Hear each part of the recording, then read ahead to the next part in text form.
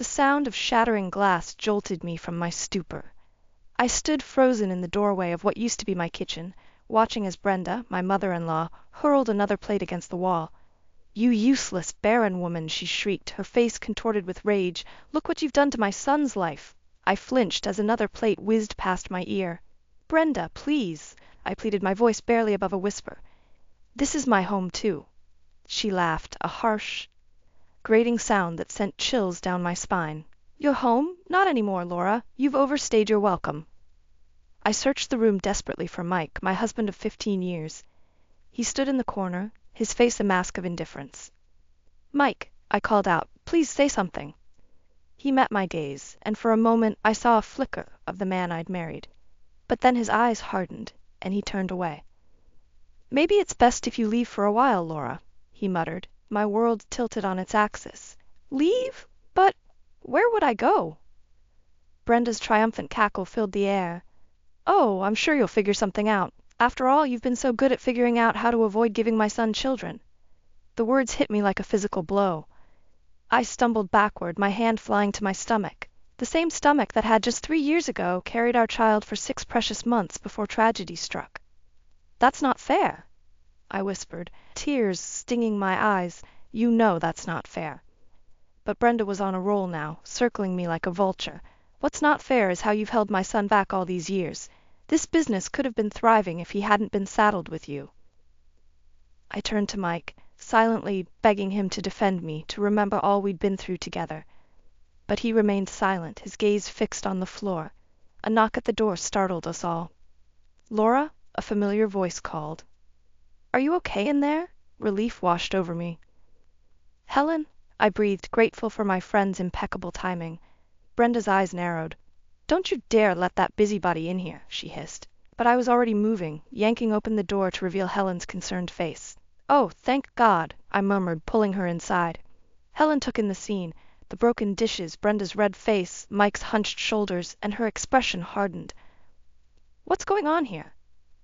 "Nothing that concerns you," Brenda snapped. "This is a family matter." Helen's arm went protectively around my shoulders. "Laura is my family," she said firmly. "And from what I can see, she needs me right now." I leaned into her embrace, drawing strength from her presence. "They want me to leave," I said, my voice cracking. Helen's grip tightened. "Leave? This is your home, Laura. You and Mike built this life together."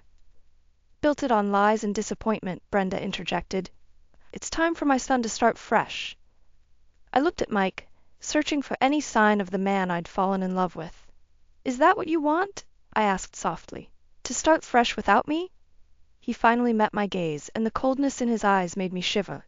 "I think it's for the best," he said, "at least for now." The floor seemed to drop out from under me. Helen's arm was the only thing keeping me upright. "Then I'll go," I surprised by the steadiness in my voice. "But don't think for a second that this is over." As Helen led me toward the door, I caught a glimpse of something on the kitchen counter. A stack of papers I hadn't noticed before. My heart clenched as I recognized the letterhead of a local law firm. Divorce papers. They'd already drawn up divorce papers. I stumbled, the final betrayal threatening to overwhelm me. But as I looked back at Mike and Brenda, standing in the wreckage of what was once my happy home, a new emotion surged through me. Determination. This wasn't the end of my story, it was just the beginning. I sat on Helen's floral-patterned couch, staring at the divorce papers spread across her coffee table. My hands trembled as I flipped through the pages, each word a dagger to my heart. "I can't believe he did this behind my back," I whispered, my voice hoarse from crying. 15 years of marriage, and this is how it ends?" Helen squeezed my shoulder. "You don't have to sign anything, Laura. We'll fight this." A knock at the door made us both jump. Helen frowned, checking her watch. Who could that be at this hour? She opened the door, revealing a familiar face that made my stomach churn. Ryan Davis, Mike's right-hand man at the grocery store, stood on the porch looking uncomfortable. "Laura," he said, nodding at me, "I'm sorry to bother you, but there's something you need to know." I steeled myself, gesturing for him to come in. "What is it, Ryan?" He perched on the edge of an armchair, wringing his hands. "It's about the business and the divorce papers." My heart raced. "What about them?" Ryan took a deep breath. I overheard Brenda talking to Mike. She's been planning this for months, Laura. She convinced Mike to transfer most of the business assets to her name to protect them from the divorce settlement. The room spun. I gripped the arm of the couch to steady myself. That's not legal, is it? Helen, ever practical, was already reaching for her phone. We need to call a lawyer now. But Ryan wasn't finished. There's more. Brenda's been sabotaging the business, turning away loyal customers, mismanaging inventory. I think she's trying to run it into the ground.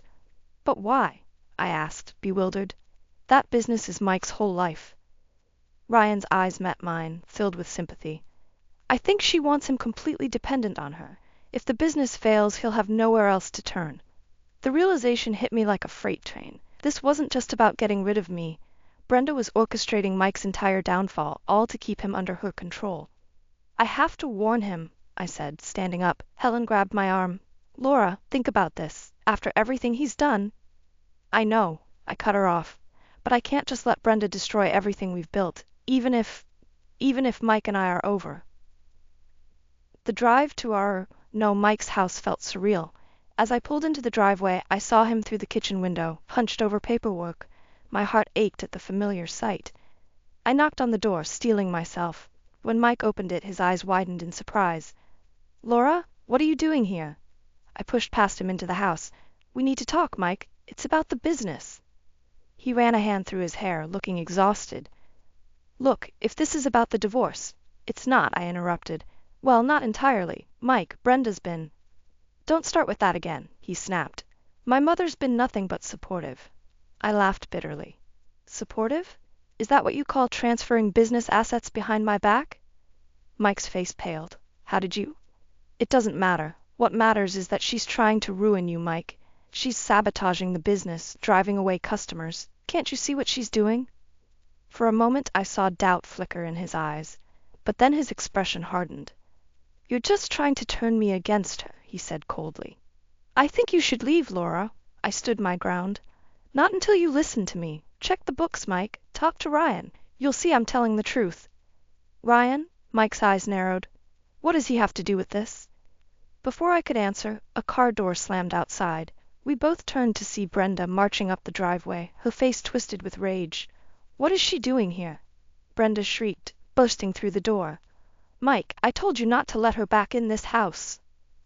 As Brenda advanced on me, eyes blazing, I realized with startling clarity that this confrontation was far from over. In fact, it was just beginning. I stood in the cramped bedroom of Helen's guest room, staring at the meager collection of belongings I'd managed to salvage from my former life. The divorce papers lay on the nightstand, a constant reminder of the battle ahead. A soft knock on the door jolted me from my thoughts. Laura? Helen's voice called. There's someone here to see you. Curious, I made my way to the living room, only to find Ryan standing awkwardly by the fireplace. His presence sent a mix of emotions through me, gratitude for his help, but also a painful reminder of the life I'd lost. Ryan, I said, forcing a smile, what brings you here? He shifted uncomfortably, glancing at Helen before meeting my eyes. I've got some news about the store.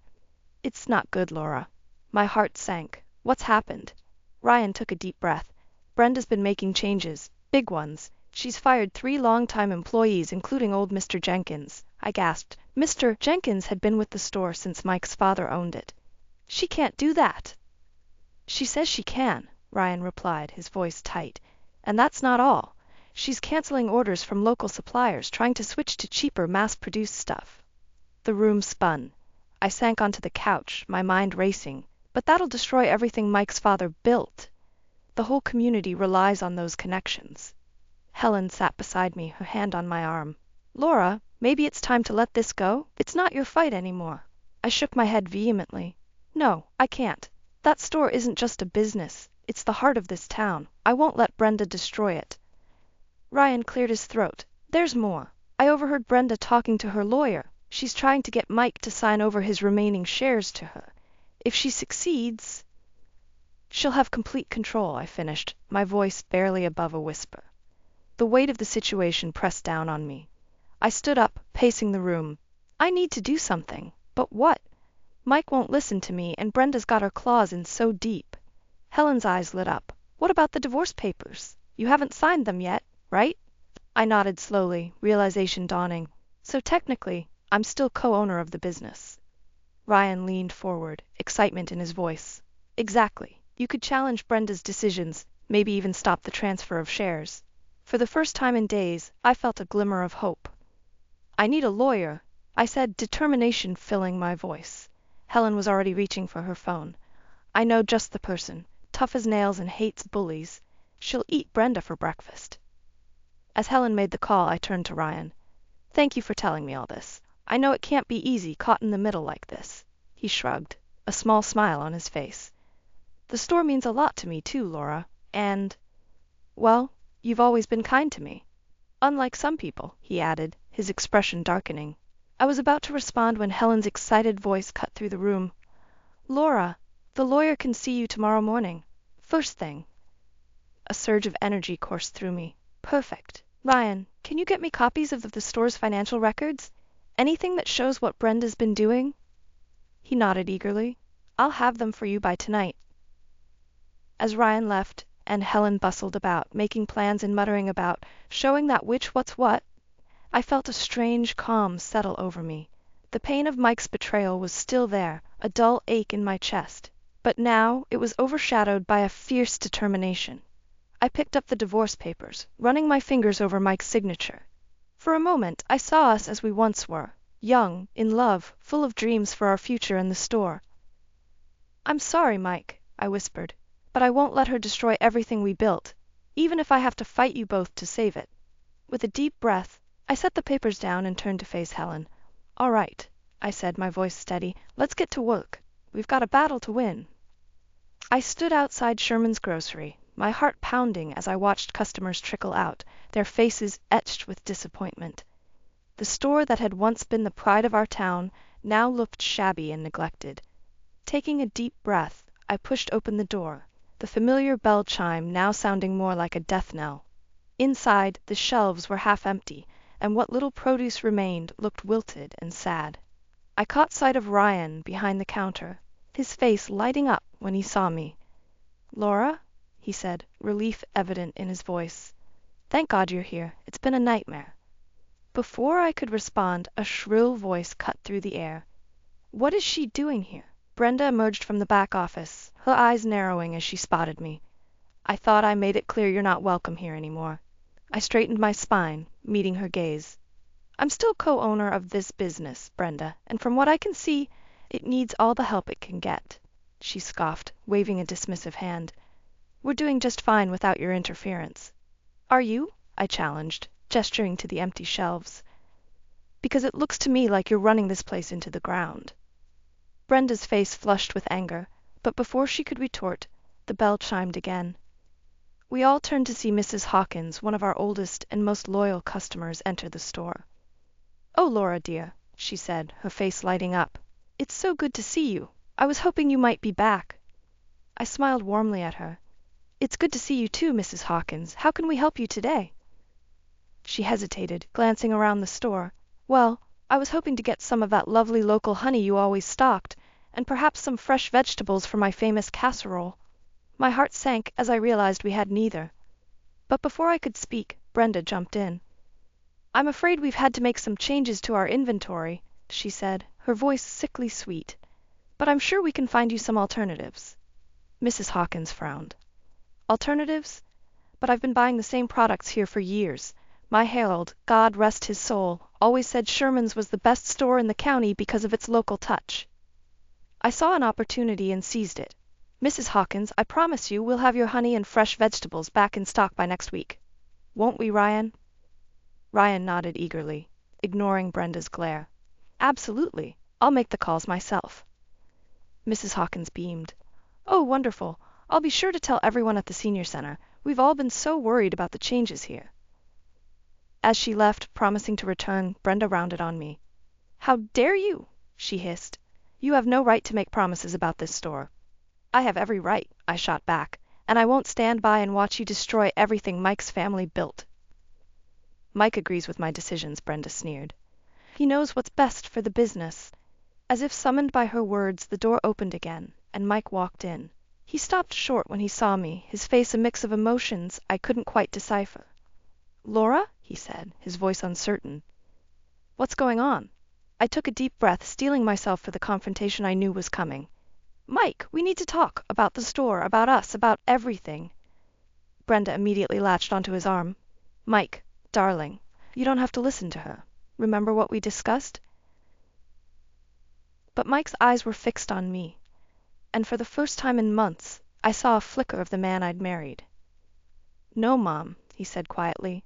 "I think it's time I heard what Laura has to say." The tension in the room was palpable as Mike, Brenda, and I faced each other. I knew that whatever I said next would determine not just the fate of the store, but the course of all our lives.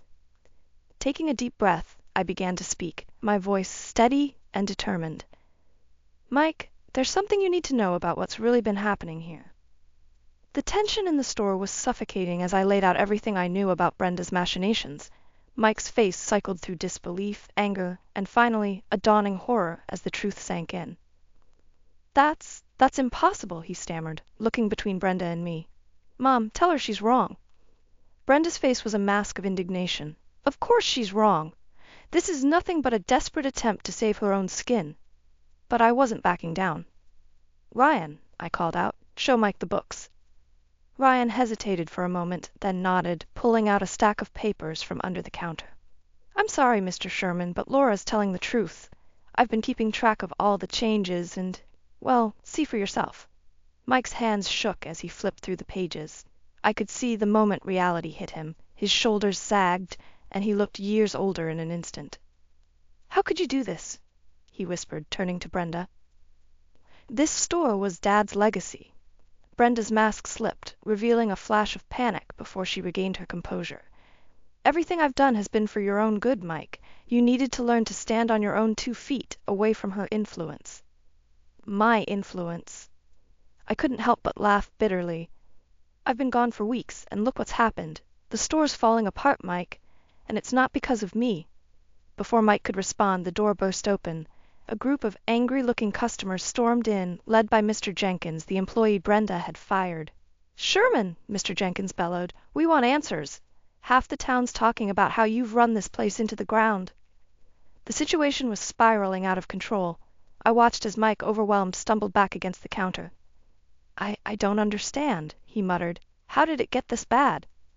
Seizing the moment, I stepped forward. "Everyone, please. I know you're upset, and you have every right to be, but yelling won't solve anything. Give us a chance to make this right." Mr. Jenkins narrowed his eyes. "And how do you plan to do that, Laura? Last I heard, you weren't even part of this business anymore." I took a deep breath, aware that my next words could change everything. "I'm still co-owner of this store, and I promise you, starting today, things are going to change." Brenda's shrill laugh cut through the air. "Co-owner? Not for long, dear. Once those divorce papers are signed." "I'm not signing them," I interrupted, my voice steady. The room fell silent, all eyes on me. "In fact, I'm going to fight this divorce with everything I have.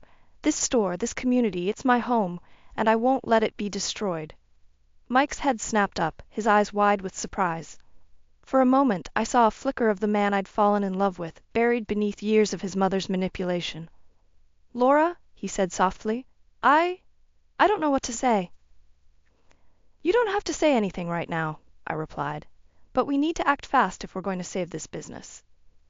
Turning to the crowd, I continued, "I'm asking for your trust and your patience. Give us 2 weeks. If we can't turn things around by then, well, I'll step aside for good." A murmur ran through the group. Finally, Mr. Jenkins spoke up. "2 weeks, Laura, not a day more." As the crowd dispersed, I felt a mix of relief and terror. What had I just committed to? Ryan approached, a tentative smile on his face. "That was incredible, Laura. But how are we going to do this?" I glanced at Mike, who was staring at the financial records with a lost expression, then at Brenda, whose face was twisted with barely contained rage. "I don't know yet," I admitted, "but I do know we can't do it alone. Ryan, start calling our old suppliers. See who we can win back. I'll reach out to Helen. We're going to need all the help we can get." As I turned to leave, Mike's voice stopped me. "Laura, wait. I want to help, if you'll let me." I met his gaze, seeing a glimmer of the man I'd once known. It wasn't forgiveness, not yet, but it was a start. "Okay," I nodded. "Let's save our store." The past week had been a whirlwind of activity. Ryan and I had been working around the clock, reaching out to old suppliers, mending fences with disgruntled customers, and trying to breathe life back into Sherman's grocery. Mike had been helping too in his own hesitant way, but I could see the toll it was taking on him. I was restocking shelves when I heard the bell chime. Looking up, I saw Mike enter, his face etched with worry. "Laura," he said, his voice tight. "We need to talk." My heart sank.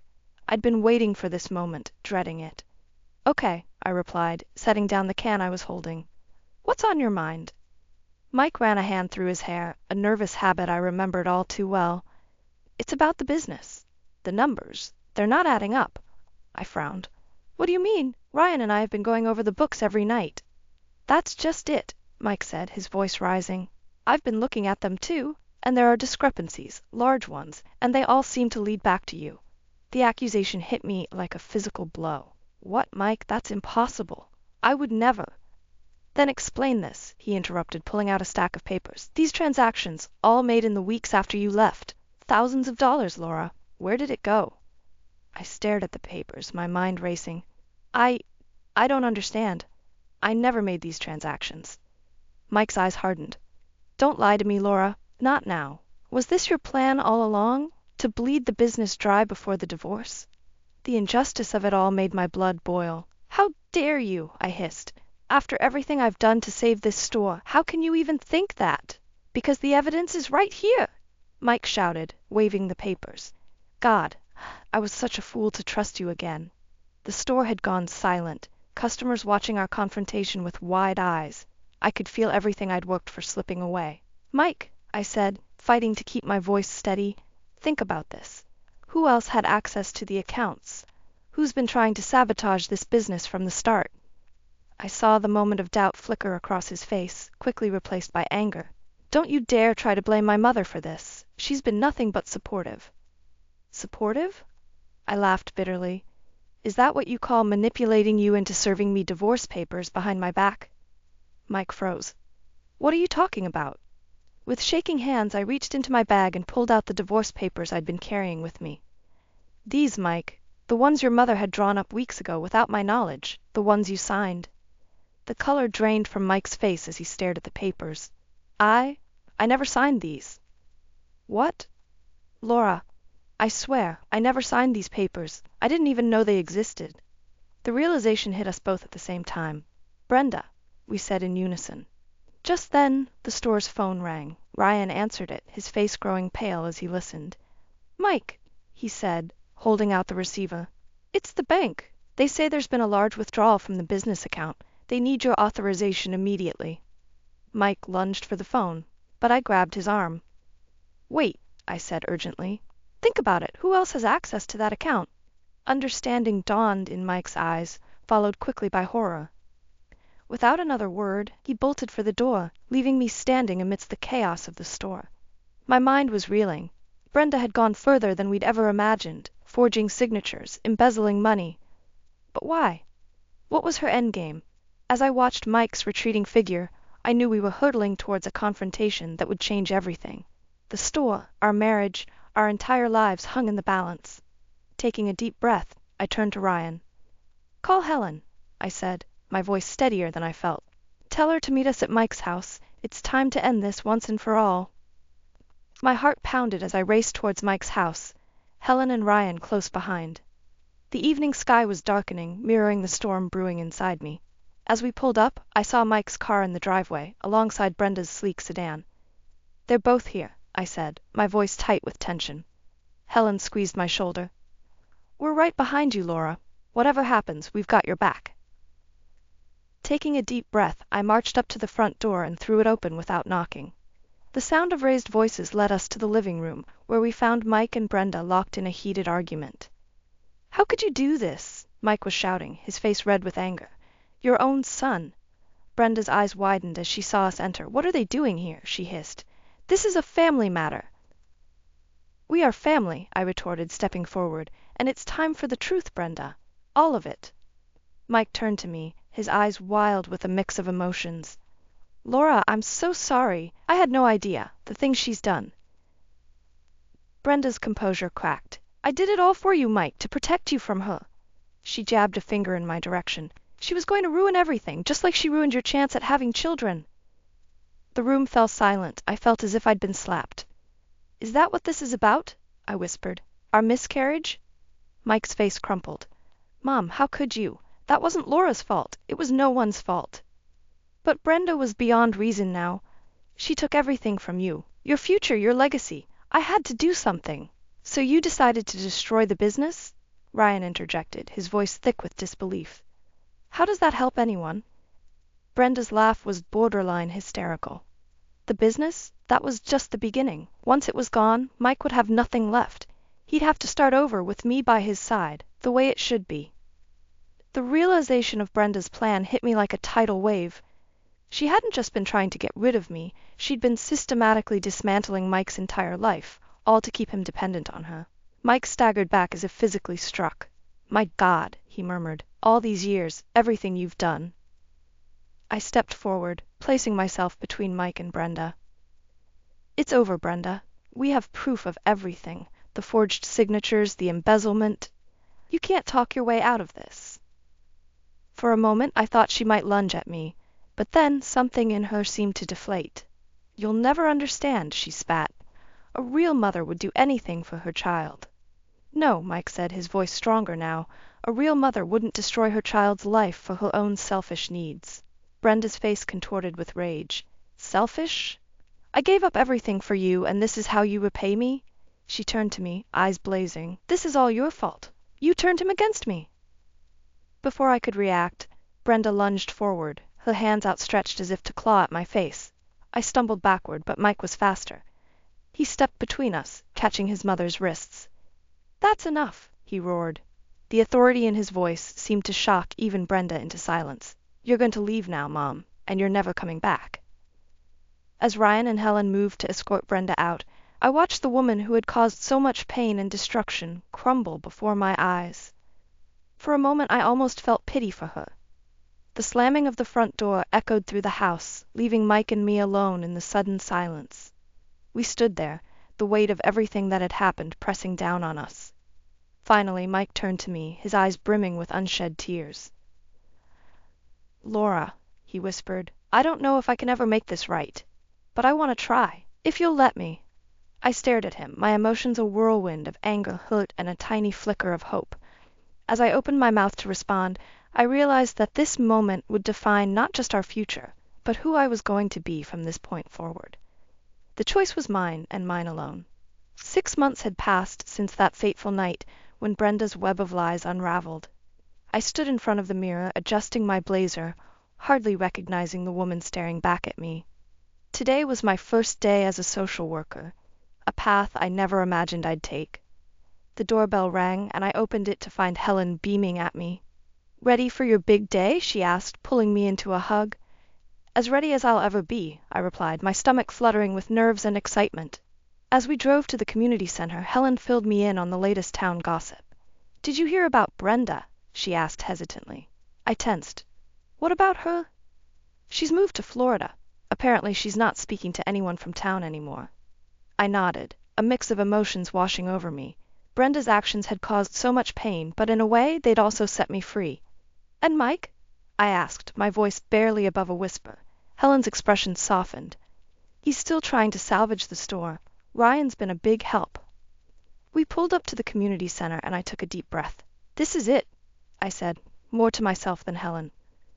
You're going to be amazing, Helen assured me. Those people in there need someone like you, someone who understands what it's like to overcome adversity.